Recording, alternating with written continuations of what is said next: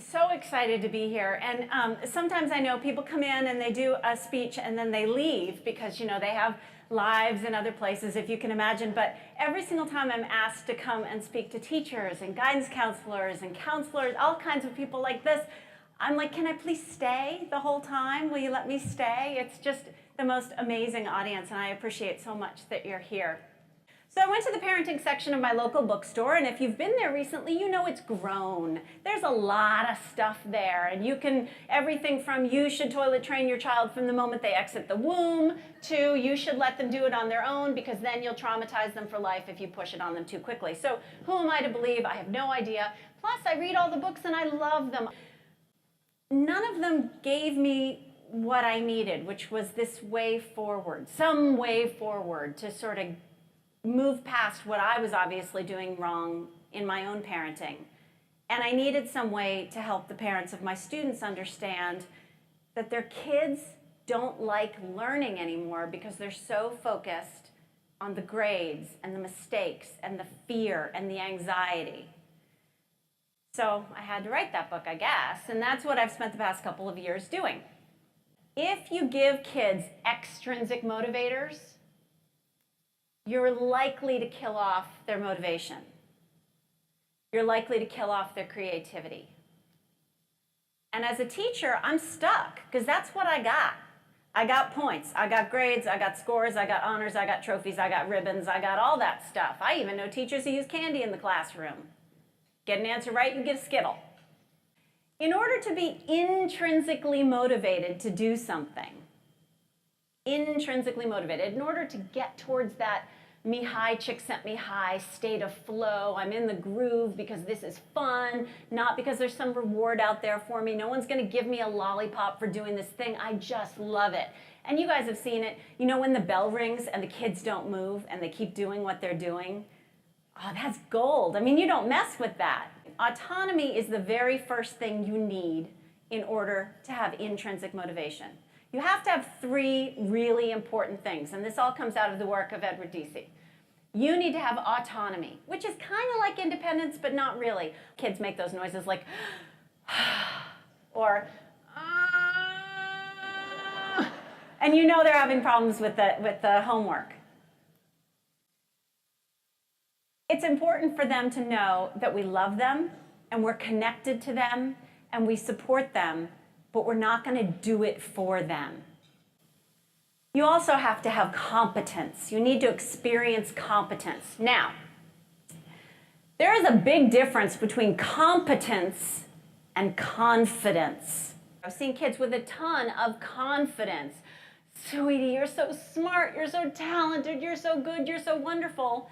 But then they would fall apart immediately when things got hard because they didn't have the competence to back it up because they just hadn't been allowed to have that competence. Autonomy, competence, and here's the important last one, connection. It means that whatever I'm teaching those kids, I'm connecting it to the larger world for them. And God bless you, you people who teach math, facts, and quadratic equations, because I don't know how you connect that stuff to the larger world. But if you can do it, it's an amazing thing because all of a sudden it's not this abstract concept. If things aren't connected for kids, they don't tend to have relevance. Now that I know all this, how do I apply it? I mean, that was really the big question going into this. So let me give you an example of how I applied it. One day I'm sitting there at home, and my younger son has been working really, really hard on his math, and he's not very organized. He's got some executive function issues, but then again, he's an 11-year-old boy. So, and we've been working really hard on how to get the homework not done. That wasn't a problem, but to get it in the backpack and to school. That seemed to be our stumbling block, not the first part, but that part. So I go into my living room, and his homework is sitting out on the coffee table, and he has just left for school. If I take that homework to him, I'm going to feel really good about my parenting. I'm going to be such a good mom if I take him that homework. He's going to look up at me and he's going to be like, thanks, Mom. I love you so much. And I show him that I care. And at the end of the day, my mental checklist of whether or not I was a good parent, choo, I get to check that off. I get all those warm, fuzzy feelings. The reality is if I take him the homework, he actually probably won't care that much, but you know, I like to believe in this fantasy land where he says I love you in front of other people. And so I didn't take the homework that day, and I paced for most of the day. At the end of the day, he came in through the door, slammed the door, still slams the door, and throws down the backpack and things fall everywhere because the backpack's still a problem. And I said, how was your day? And he said, it was great.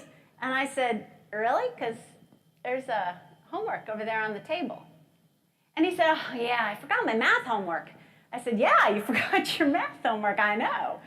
And he said, oh, it was okay. He said, I had to stay in for a little while everyone went out, but I talked to Mr. Dano, his fourth grade teacher. I talked to Mr. Dano, and Mr. Dano and I sat down, and we realized that if I came up with a checklist in the morning, that I could remember my stuff. It's the first item on it is clothes, which, you know, frankly, if my kid can't remember to put clothes on in the morning, I've got much deeper problems than this. Clothes, lunch, he makes his own lunch, backpack, homework in backpack, ring, he's obsessed with Lord of the Rings, wears one every day. And, you know, a few things kind of rotate in and off that list, and every once in a while he crosses things off. But that thing is still sitting on my refrigerator. We're raising kids who are going to have to be adults someday. And we're going to really have to start thinking about how to back up and come up with more long-term solutions. Letting our kids make their own checklists. And if they don't like checklists, maybe those don't work. Maybe they can come up with another system. But the key thing is we keep pushing them to come up with systems to solve their own problems.